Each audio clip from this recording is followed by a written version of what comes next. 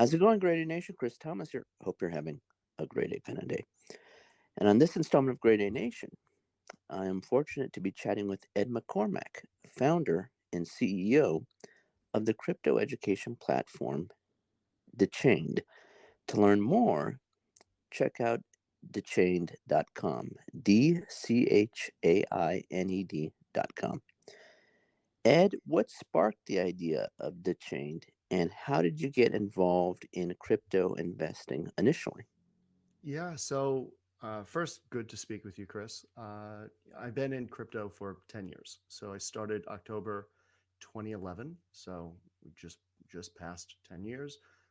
But previous, I've been in the tech sector for coming up on 16. So, I've had the opportunity to have a front row seat around all these consumer trends and really these undercurrents of what tech is sort of gravitating towards and how it's evolving over time. I had an opportunity to work at a very early social network back in the 2000s. Moved on, had a chance, as Apple was just launching their iPhone, had a chance to work in their services department. So that was working, building out an ad platform for their developers, building out Apple Music, Apple News, etc. So you saw you know, these signs where consumers are going.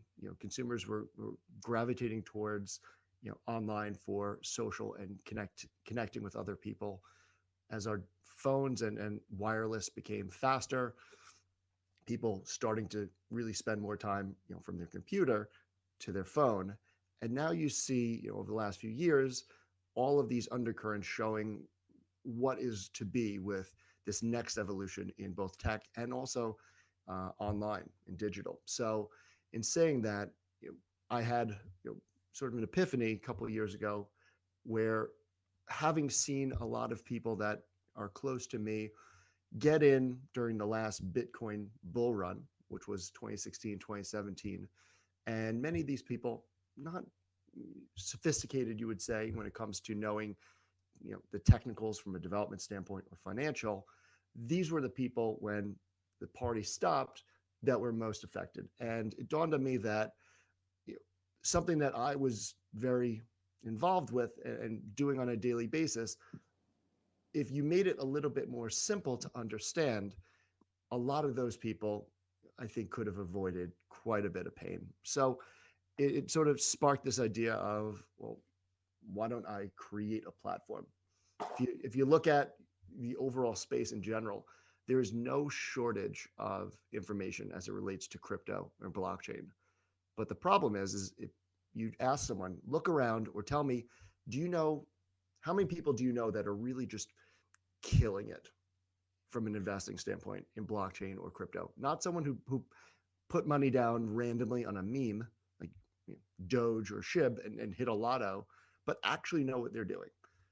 And the fact is, not many people know too many folks in that space, even though there's just an abundance of data. And that's where the problem is that there's so much information out there that is so disparate. And quite honestly, it's either false, it's more entertainment than education, or just very simply, it's put in a way that is either not giving enough context or it's giving too much in too much of a technical manner. And that's what I wanted to solve. And on the company's homepage, it does say crypto investing made simple. How exactly does the chain go about achieving such a complex mission? Well, it was created initially to help people get onboarded into the space. Those people who were investing in stocks, bonds, real estate, etc., who wanted to get into crypto, didn't know how to do that. We wanted to provide that bridge for them to do so. So we initially created the whole platform around introductory courses, teaching about all the different pieces, helping to show the bigger picture, how everything is connected.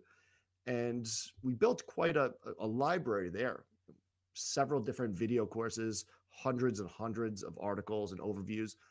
But very quickly, we realized that a lot of the members who were using our services wanted to graduate and start to expand outside of what they might find on a traditional exchange like Coinbase or Gemini. They wanted to learn about DeFi. They wanted to learn about NFTs. So we grew with them. We started to expand into uh, other sectors of how do you start investing on other blockchains? How do you get, you know, more advanced in terms of your yield strategies? So we started off initially building something very elementary and very introductory, and we started to grow it so that people who come onto the platform could continue to use this and really look at Dchained as this safe haven where we're not making our money advertising to you. There's no advertising on our site. There's actually, even in our videos, all disclaimers. If anyone on our team has any position, we make that known. But at the end of the day, the customer is not our exit liquidity.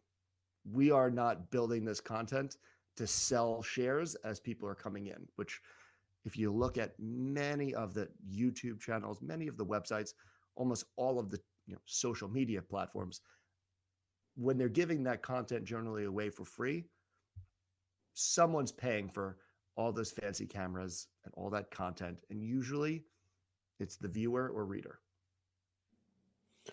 Now, who is the target user of Dchained right now? Because as you mentioned, the initial target were those people fairly new to crypto investing that as they progressed perhaps wanted to move into other areas like NFTs, because it seems like there's content for beginners, people who have invested for a little while, and those that are veteran long-term crypto investors. It looks to be a broad umbrella of a potential audience. So who would you say at this point in Dchained's life is the target user? It's a great question. Really, the most engaged are people in their early to mid 40s up to the mid 50s, which was surprising. If you were to ask me, when we started this about 2 years ago, who do you think is going to be the most active? I would have said 34 and under. And that's really the group that we built it for, because that's at that time who owned crypto. But what we quickly realized was, and just having done market research and speaking to members, we started to see more investors who were in their 40s, in their early 50s, even early 60s, who were looking around and really evaluating what their opportunities are, and really what investment alternatives there were out there, looking at traditional quote unquote safe investments like gold and bonds were just not doing very well at all. Gold is actually down quite a bit this year in 2021.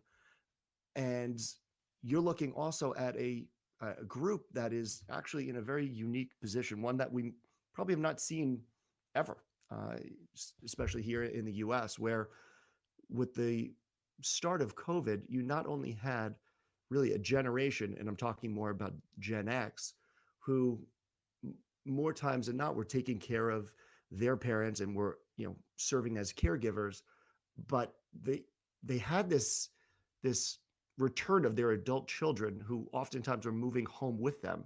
So you had many people in that generation becoming double caregivers who did not have the income and the revenue streams to support that lifestyle for any extended period of time. And that's something that put a lot of people underneath financial strain. And when we started to ask, well, why crypto?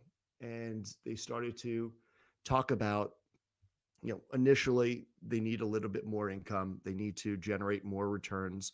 And then they also started to point out, because this is a generation that really has leaned into financial advisors, financial investors, wealth managers.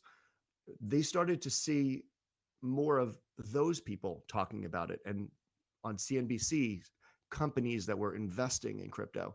So once that legitimacy was sort of shown and that social proof was illustrated to them, you started to see more of them in higher volumes, in higher activity, start to come into platforms like mine.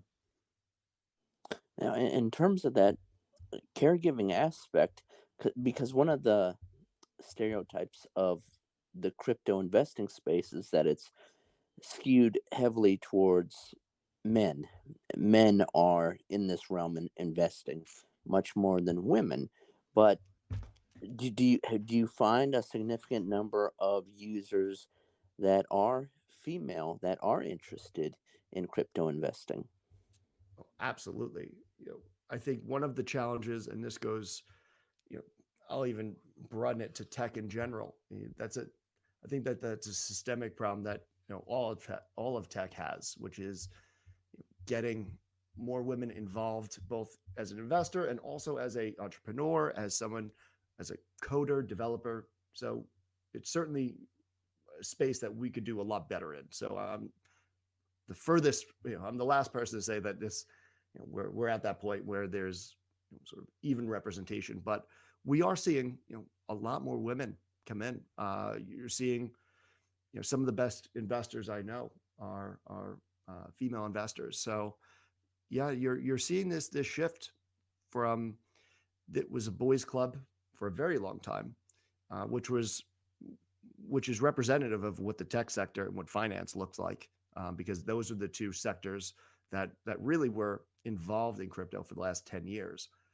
But it's starting to expand out. So it's good to see, and it's diversity is a great thing, because ultimately what that creates, and it really toes the line of blockchain, which is having something that is decentralized, that's open, that's accessible. Uh, it doesn't serve the greater good any benefit if, when we evolve this space and we make changes to finance, that there are groups left on the fringes, and ultimately this is not a space that's really meant to benefit all. And that's part of also, if you see, on our site, even our pricing, if you go on and you compare us to other platforms for education, and that education also includes our weekly recommendations, we're charging $19 a month. That's $5 a week to get investing advice. And you could see, when you go on our platform, how it's done. It's done exceptionally well. And again, historical performance doesn't dictate future, but we make it so that it's available to everybody at a price point that's available to everybody. We don't, we really wanted to lean in here and build something that is, that would be open to all, and that would be scalable. And that's what we did. Now, in terms of the user base, you mentioned 40 and up. Gen X group seems to be uh, the sweet spot for Dchained right now. Do you find that their investing behavior and their portfolios are markedly different from other crypto investors? Is there much more risk aversion? Is there much more fear of missing out? Is the investing behavior different? Is what I'm trying to get at. It is. So, and just generalizing a whole group, because there are individuals who sort of buck the trend on both sides, but it's generally more focused on large cap. That's Bitcoin, Ethereum, Polkadot, Solana, the large caps, the large top 10. And then more, how do we generate greater yield on stable coins? So trying to reduce overall risk. And it's actually, if you looked at the overall market in general, it's been a highly effective strategy. Very few cryptocurrencies, almost no funds out there, truthfully, outperformed just Ethereum. If you bought and held Ethereum for the last year, you'd be hard pressed to find a better strategy than that. But if you look at younger, that's where you start to see a little bit more risk in terms of getting involved in projects that you would consider more of a micro cap, taking a little bit more risk as it relates to more venture type deals. So, and that would be expected, because that's just given their age, they have more years to ultimately make up for any mistakes or pitfalls that they may have taking on that risk. And when discussing the website courses, it says that the chain education allows you to, quote, minimize downside and risk, Mhm. end quote. How do the courses achieve that goal? Because obviously, and you've made it clear, investing is inherently loaded with risk. Sure. So when you say risk, there's different types of risk that you have to look at. You have risk in terms of price and value of your investments, and that's where we are certainly providing education around not just what these assets are, but understanding what the driving forces behind them are. You would be surprised how many people don't know that Bitcoin actually is also a blockchain. And what is the difference between Bitcoin and Ethereum? What are the driving forces? What are things that you should be looking for that could impact that price? So for one, helping to reduce the risk of really understanding market movements. Warren Buffett had, one of the best quotes: "The greatest risk is not knowing what you're doing." That's one thing that we want to help address, to help people understand what and why the market is moving the way it is. The other risk is risk as it relates to how you are securing your investments, making sure that you're taking the right types of protections, both from an identity standpoint, from a custodial standpoint, so that you're not storing your assets, online, which can be easily accessed. And ultimately, the other risk is you're making sure that you're aware of what regulatory, and compliance stipulations have been put out there. So you know, hey, when you're thinking about making a trade, be mindful that this is a taxable event. Make sure that you factor in that into your returns, and/or you keep some money on the side because you're going to have to factor this into your overall, 1099 or W-2 come April. So those are risks that we want to help address. And those are things that, whether you're talking about the actual investment itself, the setup and security and the way that you protect your assets, or very simply helping to avoid risks as it relates to regulation and tax and compliance. And I'm not an accountant, nor am I a lawyer, but we have many lawyers and many accountants who are contributors to the platform, who are the ones sharing, here's an update that you need to know, and they provide their feedback through their lens. And as you had mentioned, there are various packages available on the chain, with the annual packages. $17 a month billed annually for the primary package intended for beginners, and $97 a month billed annually for the advanced package targeted towards the more intermediate users. And those are the price points as of December 2021. Well, Mhm. one thing that stands out, at least to me, is that the advanced package features live workshops on the annual plan, while the primary package does not.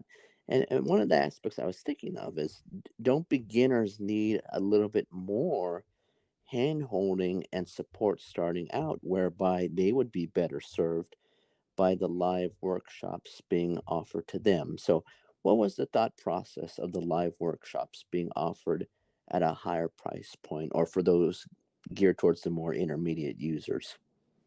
Yeah. So oftentimes what we find is many of the initial questions of getting started, are they generally fall within really a handful of subject areas. And what we wanted to do was we created, you know, video courses and guides and step by steps for those, but then we paired it with a weekly Q&A that any of our beginners could join and ask questions. But truthfully, when you're initially, getting your account set up, or you're learning what's the difference between, this blockchain and that blockchain, you're understanding sort of the building blocks of crypto in general.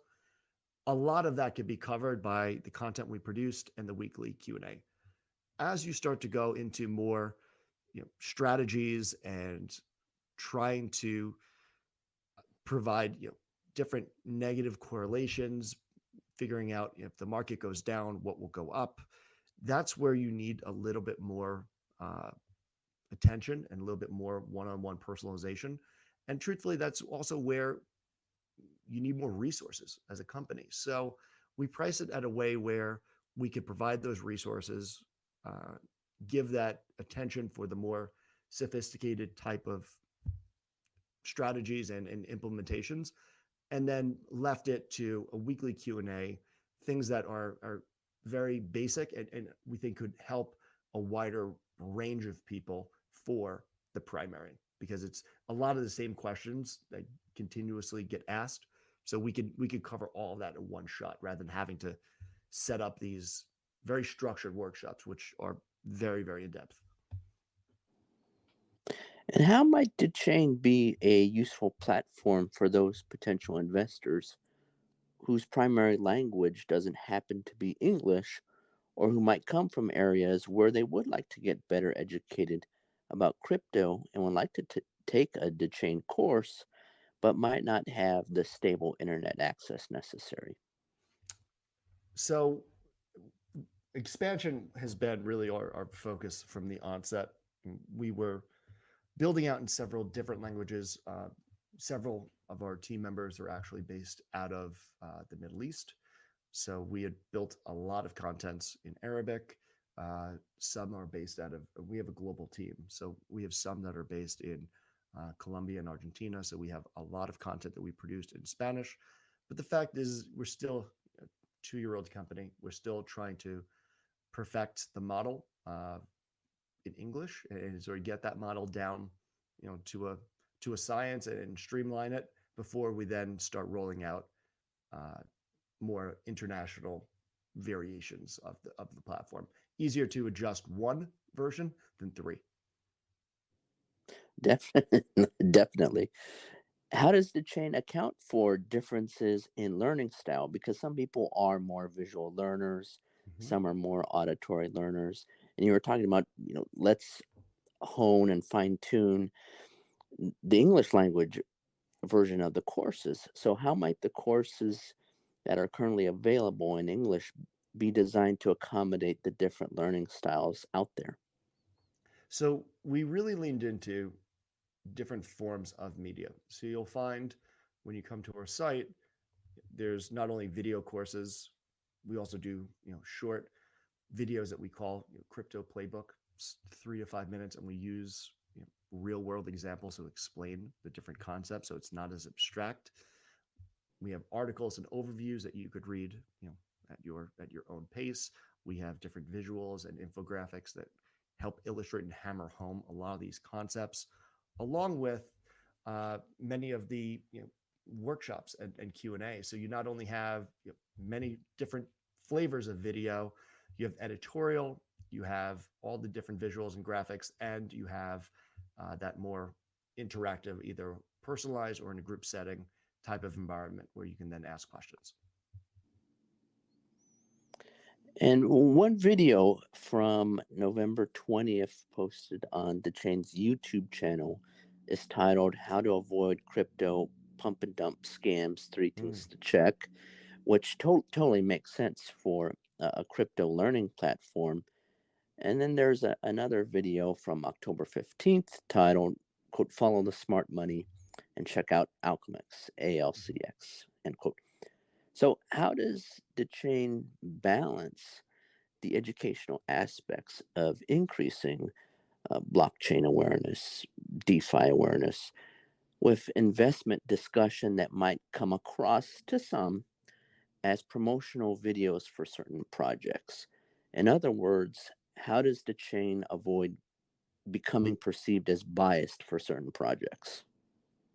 Yeah. So for one, we always stipulate whether we own the actual project itself or not. So just to take a step back, one big difference that we have versus other platforms, other YouTube channels, is that Dchain is a registered investment advisor. We're registered with the state of Virginia. We have a FINRA and SEC registration tied to us. So we have a fiduciary. Uh, when time comes where you have to have you know some type of compliance to show for the financial information, because at the end of the day, if you're talking about any specific form of investing and you're showing people how to do it, even if you say this is not financial advice, you are giving financial advice. It's like a burglar walking out of your house with your television telling you that I'm not stealing from you. Well, I could see that you're stealing from me. So for us, because we have to abide by that fiduciary, and because we get audited by, for us, the state of Virginia, but we are ultimately underneath the SEC, we have to put out every and all disclaimers related to any project that we're personally involved in. So that's one big difference. If you look elsewhere, anyone with a camera can put something up on YouTube, and they do. Uh, but in many cases, what happens is you have people who are just pumping up projects that they're personally involved with. Uh, we don't have that opportunity to do that because we will get audited. So that's the first. But I think a lot of it comes down to really what members and really even viewers are asking for. One of the requests that we're continuously putting out is, send us an email, reach out to us on our site, on our YouTube, in our comments, and let us know what you're interested in. Many times, at this point, I mean, we've covered many different facets of how to get started and many of the building blocks and basics of crypto in general. And if it's not on our YouTube, we certainly have it on our site. Many times people are just saying, tell us about some of the things that are going on. What are some of the projects that are interesting? What are some of the things that we might want to have on our radar? And it's the same model that you would get from a Motley Fool. Whether or not you read all the articles and content from Motley Fool, you kind of want to get access, and that's what you pay for, access to what they see as sort of the leaders or the emerging leaders in the overall space. And that's what we're doing as well, except for a hell of a lot cheaper. And that kind of ties into something I did want to ask, because with a lot of these platforms, you are paying for access to experts. And in this case, with Dchained, it seems like folks are paying for access to you, because you do have genuine expertise in the area. And it stood out to me in that all of the videos posted for free viewing on YouTube, you were the person featured speaking. And in addition, in the crypto news articles posted on the website, there actually are no names for the authors posted for those news articles. So for those who may wonder, you did mention a team in the Middle East, a team in Latin America. How large is the team at Dchained, and how might you, as CEO, intend to produce content and courses in the future that feature more diverse educators?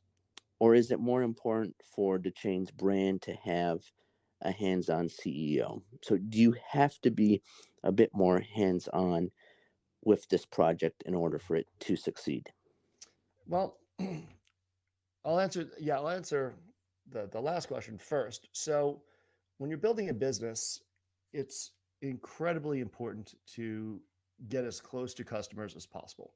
And for me, there's been no better way to get customer feedback, to understand consumer trends, what they want to see, than to be very active with the customers, which is why I'm in the YouTube videos.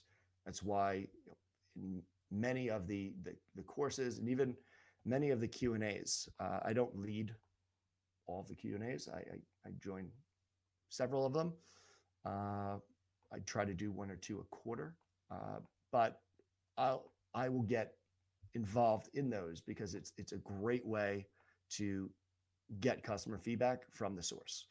Uh, Whether you're running Apple, whether you're running Procter and Gamble, or you're running a little guy like us, a speck, a grain of sand compared to those companies, you have to be tapped in on what customers want and what their tastes are and how their tastes are changing. So you could pay a marketing research company tens, hundreds of thousands of dollars to tell you that, or you could carve time out each day, each week to get closer to customers and actually do it. So that's something that we'll continue to do, that I'll continue to do, because it's been incredibly valuable in terms of some of the decisions and strategies that we've made with the business in general. When it comes to a more diverse team, this is also where for us we have 9 full-time employees. So 9 full-time employees, and we have about 20 contractors that we use, both in terms of writing articles, in terms of giving analysis that we use in our crypto picks. So we tend to keep it, the focus more on the content, the focus more on the actual platform than trying to build individual followings, or focus too much on the individuals on the team. We're more focused on Dchained as a brand, the content that we're putting out there, rather than us trying to have either myself or someone else trying to become a YouTube star, or trying to become someone big on Twitter. That's not the focus here. And doing so, that also tells you sort of the decisions that we're making, which is we're not putting content out there that is going to be sensational to get more viewers, to get more views. We're not going to say things on social in order to get more followers, because it may or may not be true. It's objective. The focus is on the content, and we really want to let the content stand on its own. So from that, I'm assuming there will be no Dchained TikTok account where members of the team are lip syncing to some popular music songs. You certainly don't want to see me do K-pop. that. Yeah, you certainly don't want to see me try to do that. Now, what is on the roadmap for Dchained coming up? So a big focus, you hit it with expansion. Our goal in 2022 is to expand it into other areas, other parts of the world. What's been fascinating is when you look even at developing countries, developing areas, whether you're talking Southeast Asia, Africa, parts of South America, where financial services have been constrained and limited based on the current infrastructure in those countries. What has happened, though, is distribution of mobile devices. So in countries where a very small percent of people actually have a bank account, 80-90% penetration of adults have a mobile phone. So we want to produce more content for mobile. Everything that we produce is intended for mobile first, but we could do better, and we want to do more there. Focus a little bit more attention on producing an app that I think could work better on 3G and 4G, which is more widely distributed than some of the higher bands for 4G or even 5G. So less heavy content. So we're going to have to produce our video a little smarter. And at the same time, we want to also bring in more people. I would love to hire a larger team of educators and instructors. So we're going to be doing that at a greater scale. And this is something I'm really excited about. We have a sister company, which is associated, but it is separate from our business, which is our digital hedge fund. This is, again, when I say separate, because we actually don't have any overlap between members of our community and the hedge fund legally, for several reasons, with regulatory and compliance reasons. But in saying that, on that side of the house, we've invested in phenomenal companies that really focus in on analytics and data and packaging up consumer trends in a very, UI, in a very user-friendly manner.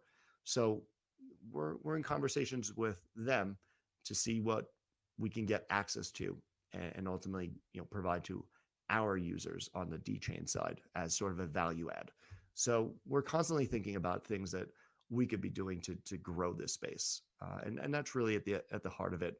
The core goal for next year, which is just as we saw with .com in the 90s, there was this growing demand, and despite Alan Greenspan's irrational exuberance in 1996, which was 5 years too early, uh, there was this groundswell that ultimately, even after the bubble burst, and a lot of those companies with little to no commercial value sort of went to the sidelines, you saw that those organizations and those sites that actually had a lot of momentum, they were showing their unique value.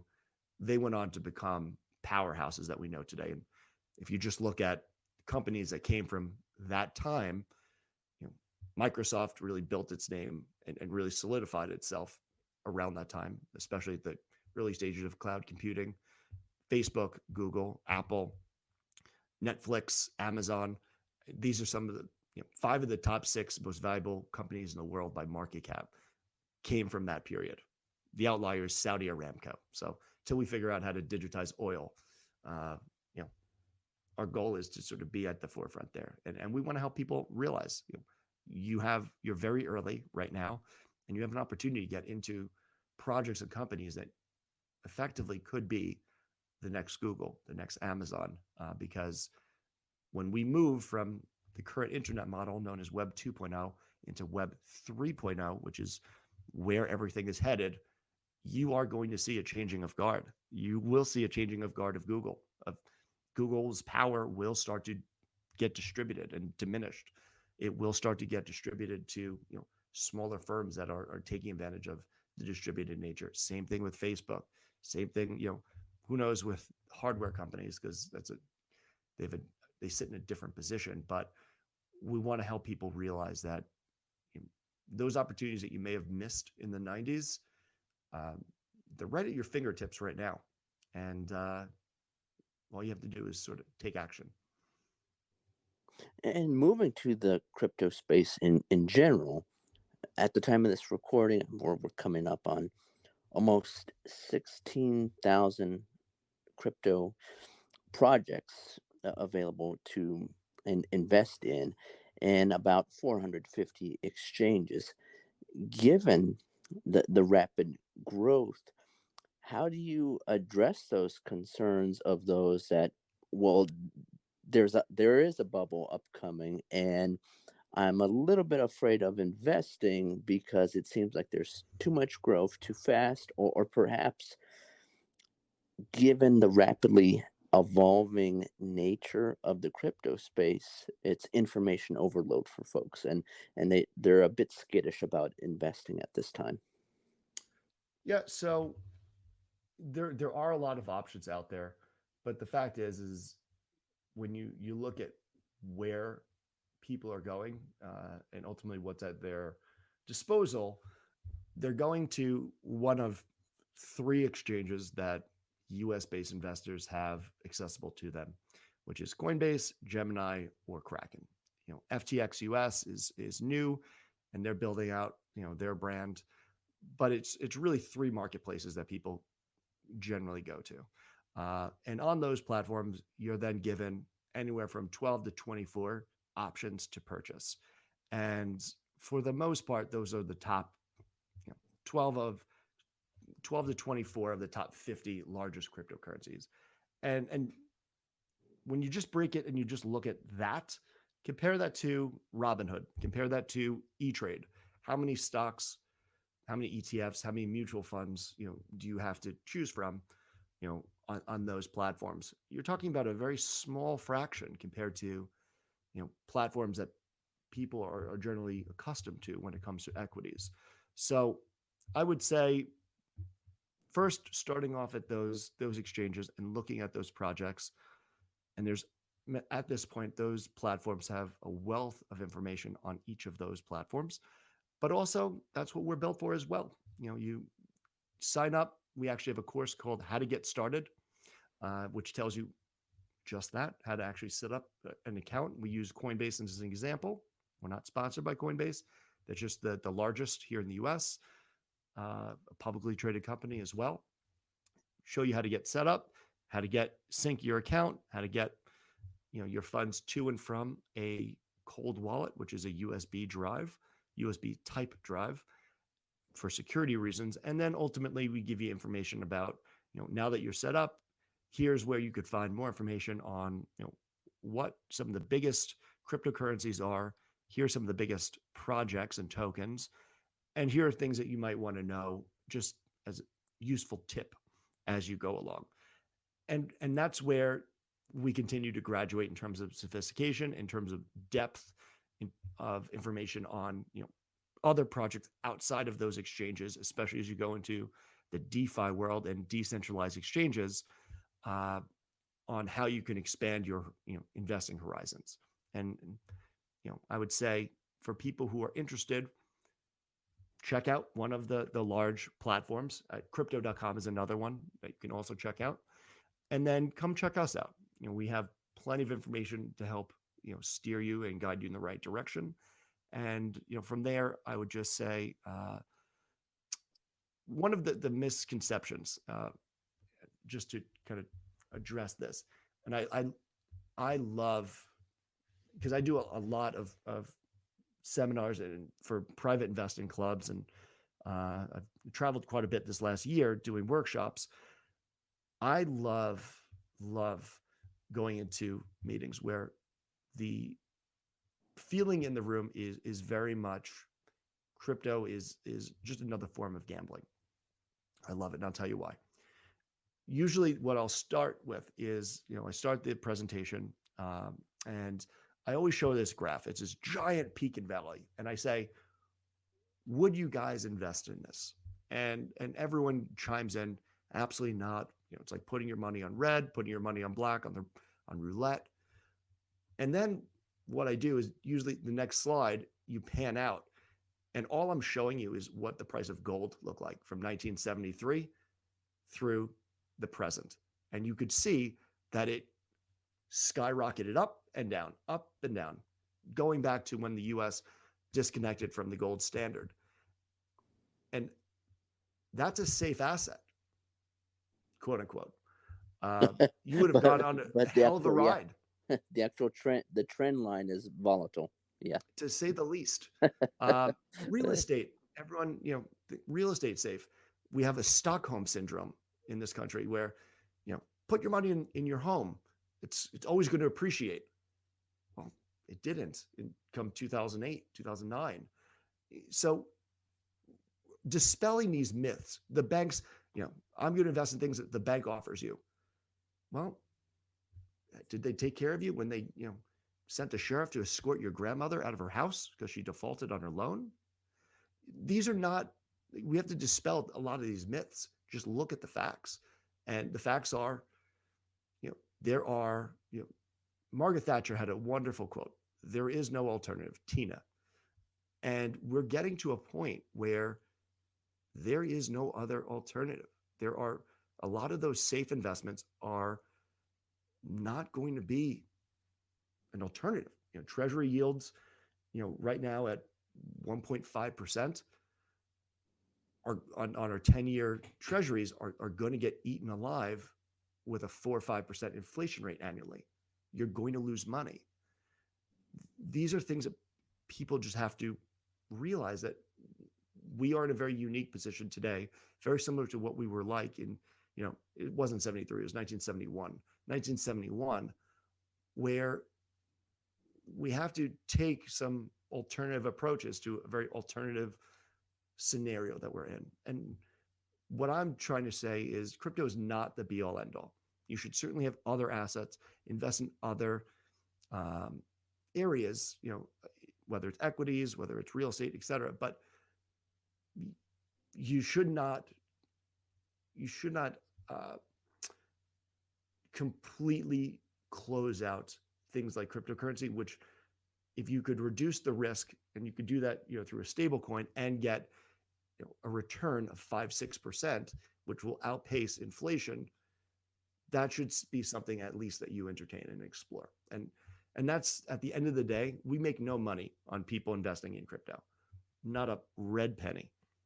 Whether you buy Bitcoin, Ethereum, or you buy nothing, we make it means no difference to our bottom line. What does matter is at least we're presenting the information in a way where you can make that decision, and that's the end goal of this. And it's clear you are advising that people be open minded but diversified for financial health reasons. But one of the things that strikes me when engaging with people in the crypto space is that, especially with younger people, is they feel that as time progresses, we are going to have a cashless society. People's wallet is their mobile phone. In terms of what you've seen in the crypto space, how likely do you see that happening within the next 25, 35 years? Well, I mean, we could go back to this is a trend that started with Diners Club, back in the 50s. Uh, when you swipe your credit card, that effectively is cashless.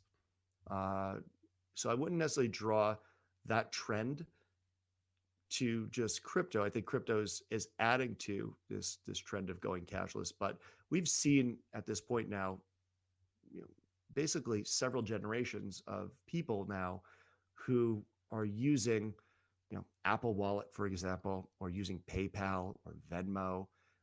COVID certainly exasperated this trend where I don't want to hold a dollar bill that was sitting in your pocket and maybe was sitting in 15 other people's pockets and then bring that into my house.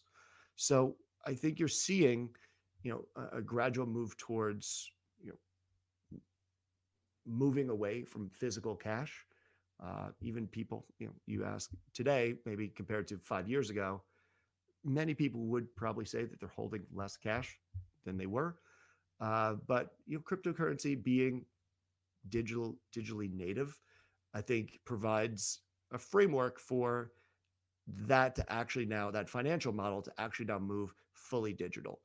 If you look at the overall financial sector, even though our lives are highly digital today, it still operates in a very archaic manner. It's never evolved. You send a wire transfer to someone down the street, it's still going to take 2-3 days and they're going to ding you for 20, 30, $40. For what? I could stream Avatar, which cost $500 million to make. I don't know the cost, but for free in a nanosecond. But you can't send money down. Like it does not make sense at all. And you saw a lot of the banks, Blankfield of Goldman Sachs or Jamie Dimon of Chase fought this for several years until it came to light that Jamie Dimon, while he was saying that blockchain is a fraud, actually got exposed for filing over 600 patent requests related to blockchain. And now JP Morgan not only owns their own blockchain, they own their own stablecoin, and they host this gets me nauseous, the Center of Blockchain Excellence. Mind blowing. Even the banks like Bank of America, Brian Moynihan, who's their CEO, in May said, B of A would never offer banking service to crypto businesses. And then 6 weeks later, rolled out on a red carpet, the B of A is now doing Bitcoin futures.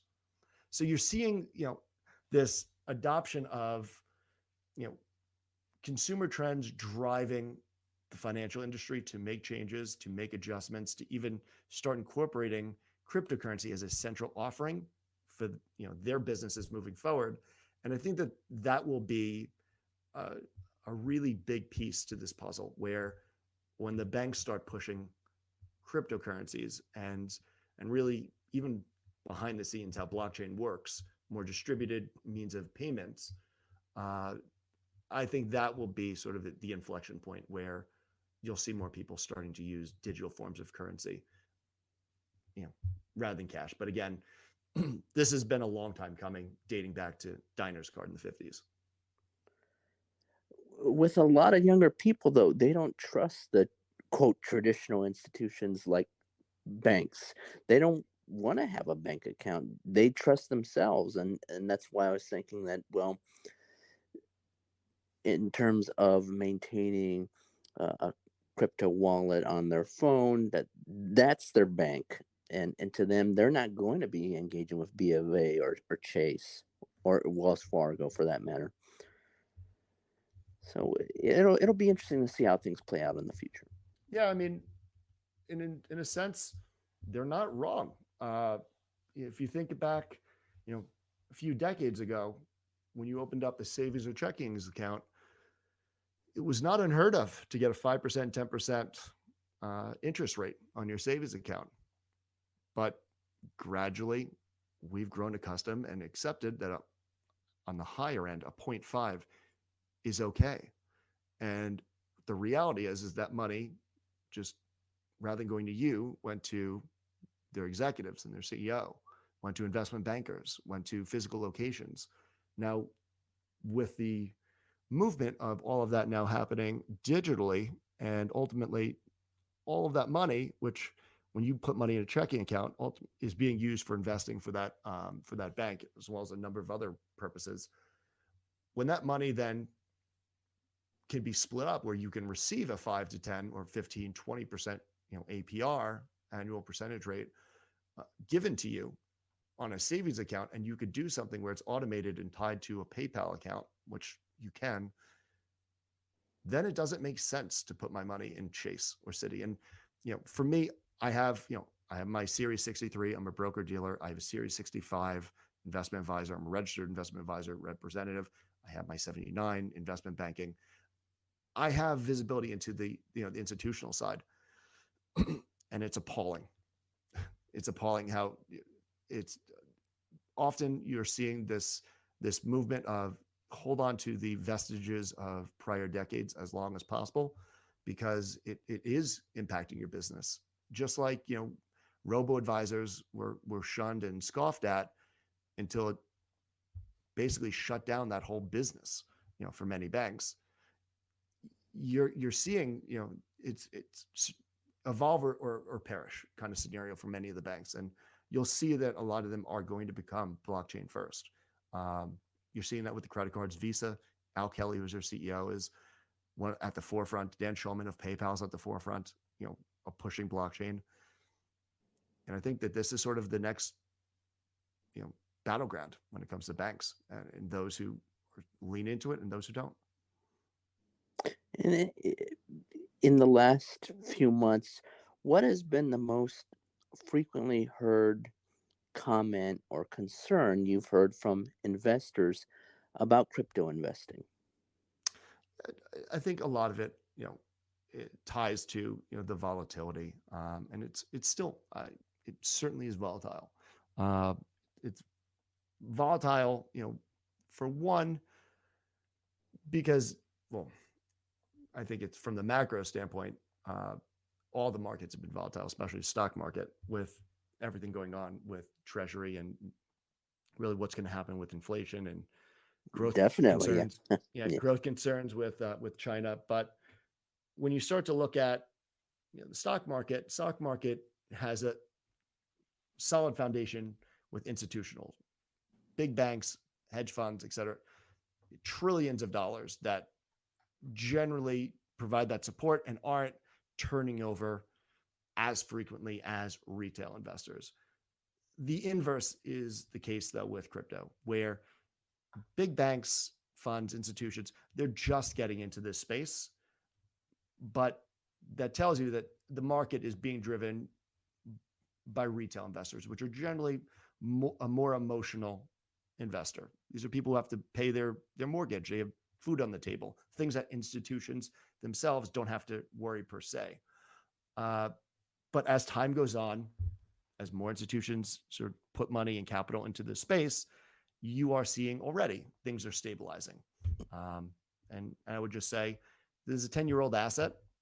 There are pros and cons to that. But from my vantage point, there are the pros certainly outweigh many of the negatives. And if you just manage your risk and you're doing so by investing in things you understand and not you're doing your due diligence, not necessarily investing because a chicken egg avatar on Twitter told you to buy something that you didn't know what it was, you'll be just fine. And if there's one thing that you would like people curious about getting into the crypto space to take away from this discussion, what would you say? I would say before you dive in and start a Coinbase account and just start buying everything, take the hour, maybe two. Yep. Check out what these assets are. What are some of the driving forces behind them? Have a good understanding of why Bitcoin is going up or why it's going down. Same thing with Ethereum, why Ethereum and Bitcoin are different. It will save you a lot of pain. It's sort of, having a first time driver get behind the wheel and just hitting the gas and never learning how to park, turn, slow down. You can almost guarantee that that is going to turn into a wreck, a disaster. I've seen it time and time again. That's what happens. People open up a Coinbase account, they'll call up, their nephew because their nephew is good at the internet. I'm paraphrasing, but unfortunately, that's basically the justification that you know what you're doing from an investment standpoint. Someone spends a lot of time online or they're active on Facebook, so I'm going to call that person about crypto, and then they take that advice and then invest based on that. Come check us out, dchained.com. You certainly check out our YouTube channel if you just want to see what some of our content looks like, and keep an open mind. I would say just with going into 2022, and who knows what the economy will look like, but ultimately, it's always good to have options and to approach it with potential assets that might help everyone's financial situation. So come check us out. Give crypto sort of an open mind, and I hope we see you on our site. And folks, when you go on Dchained.com, there is a newsletter that is totally free that you can sign up for. So just to learn more about Dchained and get a sense of what the crypto space is like, you can sign up for the newsletter. Yes. Ed McCormack, thank you so much for your time. And Great Nation, we'll see you next time. Take care. Thank you.